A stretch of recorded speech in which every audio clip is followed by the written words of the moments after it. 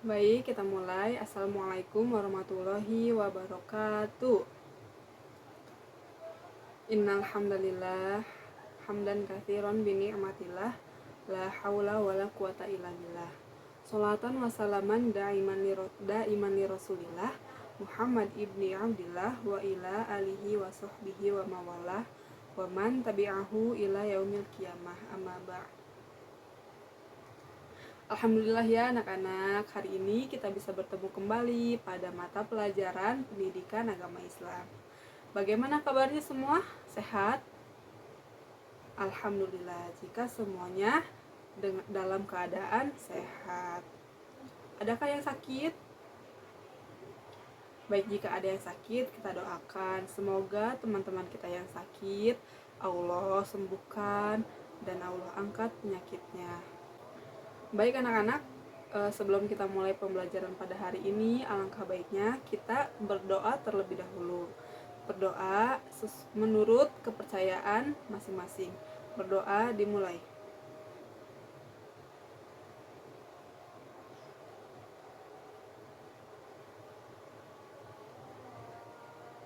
Berdoa selesai. Baik anak-anak, sudahkah siap untuk belajar hari ini?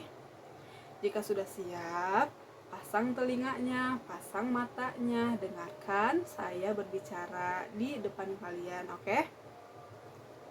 Anak-anak, pernah gak sih kalian ngebayangin jika kalian sedang berpergian jauh, terutama jika kita berpergiannya menggunakan pesawat dan dalam jarak tempuh 10 jam.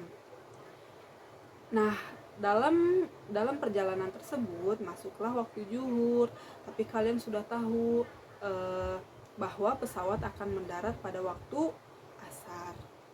Boleh gak sih kita menabung sholat tersebut, yang dimana sholat zuhur dikerjakan pada waktu sholat asar? Boleh tidak sih?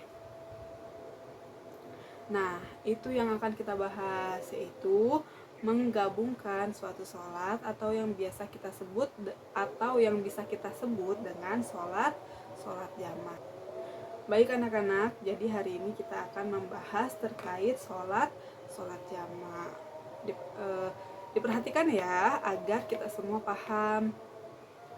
Jadi apa sih itu jamak?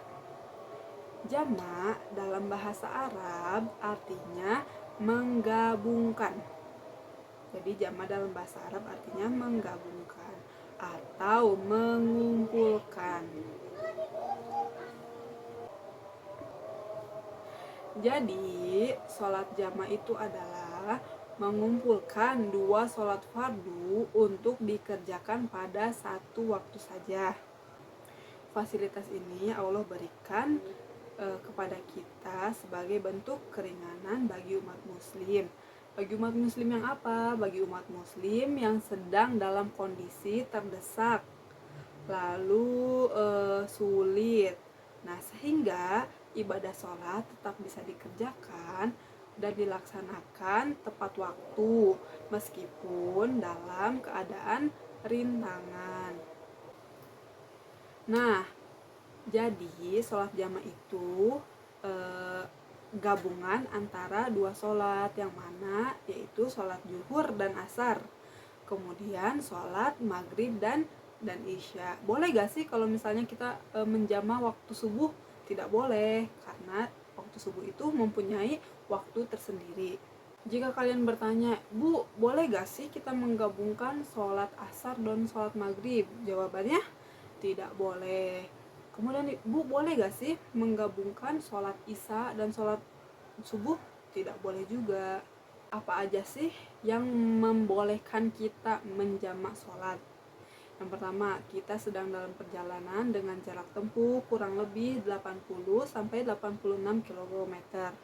Kemudian dari perjalanan itu kita bukan memiliki tujuan untuk bermaksiat.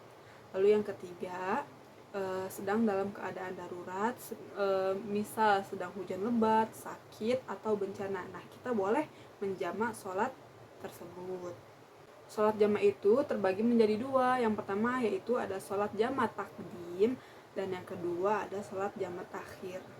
Apa sih itu jamak takdim? Jamak takdim yaitu salah satu cara mengerjakan sholat di waktu sholat yang pertama. Misalnya kita akan menjamak dua sholat, yaitu sholat zuhur dan sholat asar.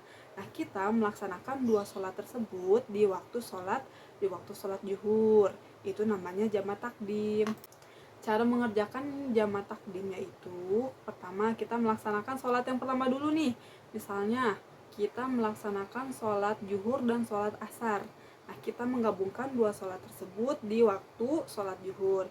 Yang pertama kita laksanakan adalah sholat zuhur. Yang mana sholat zuhur itu adalah 4 rakaat. Setelah selesai sholat zuhur, berdiri lagi dan melaksanakan sholat asar 4 rakaat. Maka kita selesai menggabungkan dua sholat tersebut. Nah, begitupun sama jika kita akan menjamak sholat maghrib dan sholat isya. Kita mengerjakan dulu sholat isya 3 rakaat. Setelah salam, kita berdiri lagi dan melaksanakan sholat isya 4 rakaat.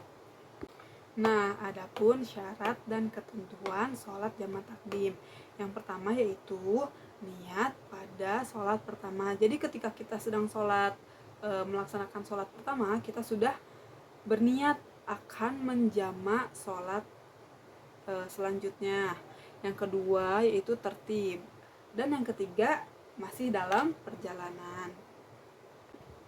Adapun niatnya ketika kita akan menjamak sholat zuhur dan sholat asar, yaitu usolli fardhu zuhri arba'a raka'atin majmu'an ma'al asri li jamak takdim lillahi ta'ala.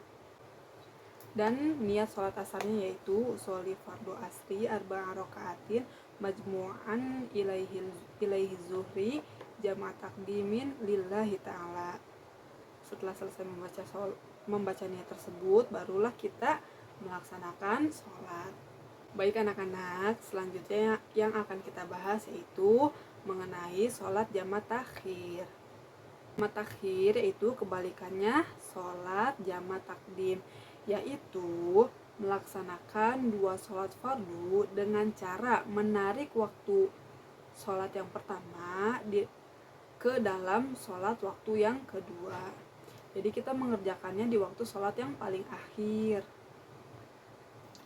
Contoh pelaksanaannya, ketika kita menjamak sholat takhir, yaitu sholat zuhur dan sholat asar. Nah, dua sholat ini kita mengerjakannya di waktu asar. Ketika masuk waktu zuhur, jadi kita tidak perlu melaksanakan sholat karena kita sudah berniat sholat tersebut akan dijamak takhir yang akan dilaksanakan pada waktu asar.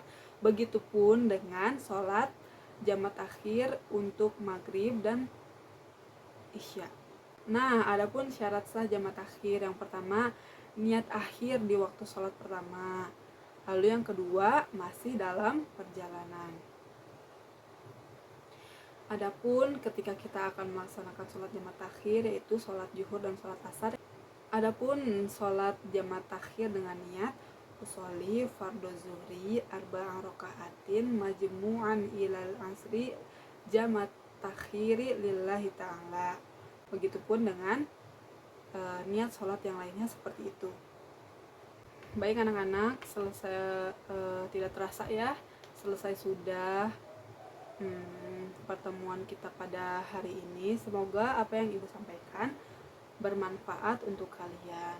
Nah, adapun kesimpulan yang kita dapat simpulkan pada pembelajaran hari ini yaitu merangkum sholat adalah hadiah kasih sayang Allah agar kita tetap bisa beribadah di tengah kesulitan. Jadi sesulit apapun keadaan kita harus tetap melaksanakan sholat, karena sholat itu adalah salah satu kewajiban yang wajib kita kerjakan. Baik, itu saja yang dapat Ibu sampaikan. Kurang lebihnya mohon maaf. Wassalamualaikum warahmatullahi wabarakatuh.